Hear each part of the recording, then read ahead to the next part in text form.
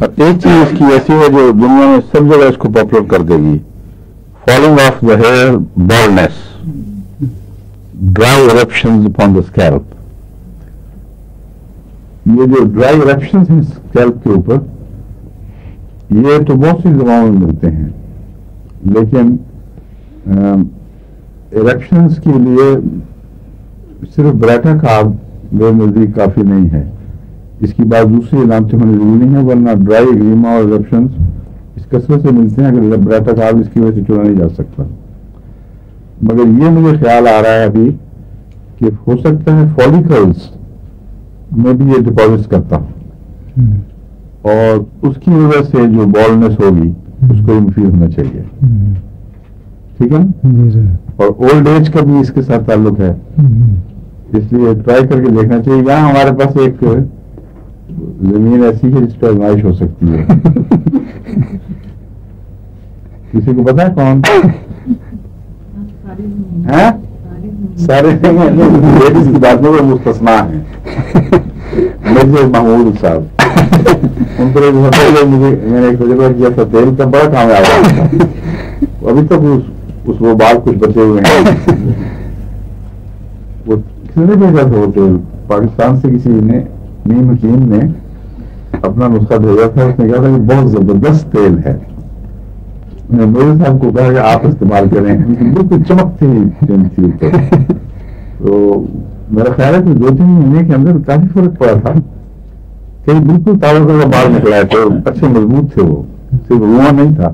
رواں تو بہت سارے تیلوں سے تھوڑا سا نکلتا پھر بیٹھ جاتا ہے، وہ پھر ملی نہیں دوبارہ وہ دوا،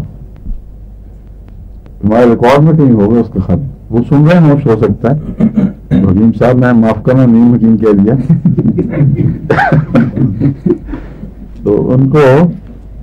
چاہیے کہ اگر وہ سن رہے ہیں تو ناراضگی معاف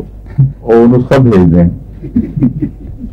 میں نے ان کو ایسا لکھا بھی تھا کہ اگر آپ نے باقاعدہ اس کو عام کرنا ہے تو ان ملکوں میں بہت امکان موجود ہے، اس کا بتایا نسخہ بھیجیں، ہم نئے پیکٹس میں نئی پیکنگ میں اس کو استعمال کر کے دیکھیں گے، کیونکہ وہ جو وہاں کی بوتلیں پرانے زمانے کی تھیں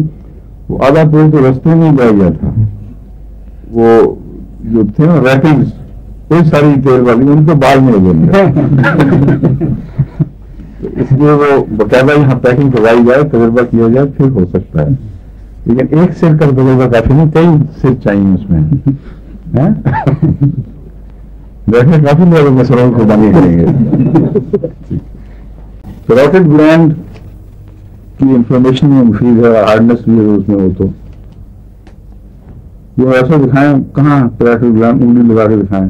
یہاں جو ممپس جس باقی کو بھی دکھاتے ہیں آپ کو، یہاں یہ جو اینگل ہے اس کے پاس یہاں پہ جو تھوک بناتا ہے، یہ اس کی جو ممپس ہوتے ہیں اسی کی بتانا چاہ رہا تھا میں،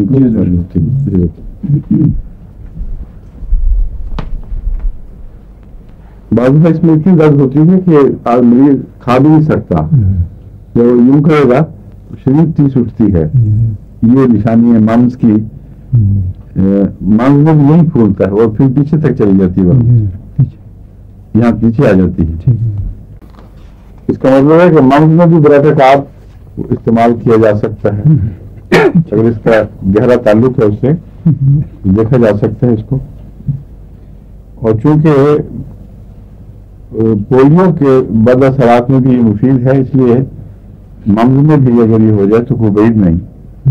میرا خیال ہے فائدہ مند ہوگا، کبھی دیا نہیں ہے مجھے۔